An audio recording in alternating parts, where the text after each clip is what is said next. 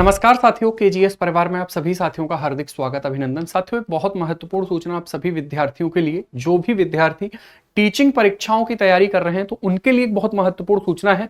उत्तर प्रदेश सरकार के द्वारा जो अंशकालीन शिक्षक चयन है साथियों, उसके लिए आवेदन पत्र मांगे गए हैं। ठीक है भाई, अब ये क्या जो है स्कूल, कौन से ये स्कूल हमारे होते हैं, तो इनको अगर देखा जाए तो ये साथियों जो हमारे स्कूल हैं वो समाज कल्याण विभाग द्वारा संचालित स्कूल होते हैं, जिनका नाम होता है जय प्रकाश नारायण सर्वोदय विद्यालय। ठीक है, तो इनके लिए साथियों जो है आवेदन मांगे गए हैं।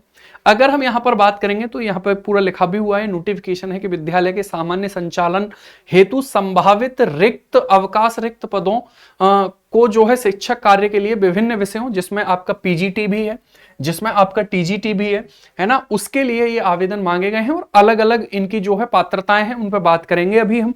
ठीक है, सबसे पहली बात साथियों ये है कि इसका जो फॉर्म भरने की जो तिथि है, ठीक है, वो अगर हम बात करेंगे तो वो हमारी हो जाती है 6 जो है जून, यानी कि आज के ही दिन से। अभी थोड़ी देर पहले ही नोटिफिकेशन आया था और आज के ही दिन से इसका फॉर्म फिल होना स्टार्ट होगा।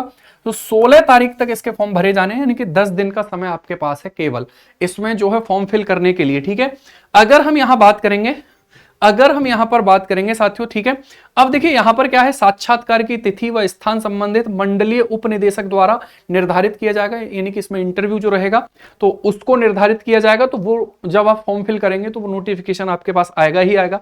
तो एक तो ये वाली बात हो जाती है, और ये समाज कल्याण विभाग उत्तर प्रदेश के द्वारा इसको जो है नोटिफिकेशन को डाला गया है। ठीक है, अब आप कहेंगे कि सर ये हमें कैसे मिलेगा, तो आप देखो ये वेबसाइट दे रखी है upsdc.gov.in, इस पर जाकर आप इससे संबंधित जो है चीजें देख सकते हैं, या समाज कल्याण विभाग की जो ऑफिशियल वेबसाइट है उससे जाकर देख सकते हैं। दूसरी बात साथियों यहां पर अगर हम बात करेंगे तो दूसरी जो बात है उसको आप समझिए। दूसरी जो बात है वो यहां पर आप देखिए कि क्या क्या पात्रताएं हैं। ठीक है, तो पात्रताओं की बात करें, अलग अलग पात्रताएं हैं प्रवक्ता के लिए।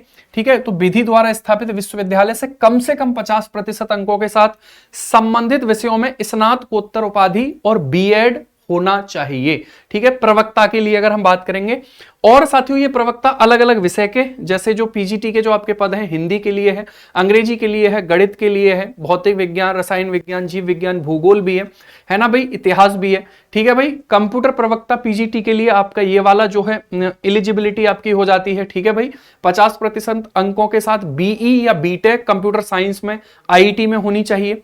ठीक है भाई, तो ये आपको ध्यान देना है। अगर हम बात करेंगे सहायक अध्यापक एलटी ग्रेड के लिए, क्या है, तो एलटी ग्रेड के लिए उच्च प्राथमिक स्तर की टीईटी परीक्षा जो उत्तर प्रदेश की है, सीटीईटी परीक्षा होनी चाहिए।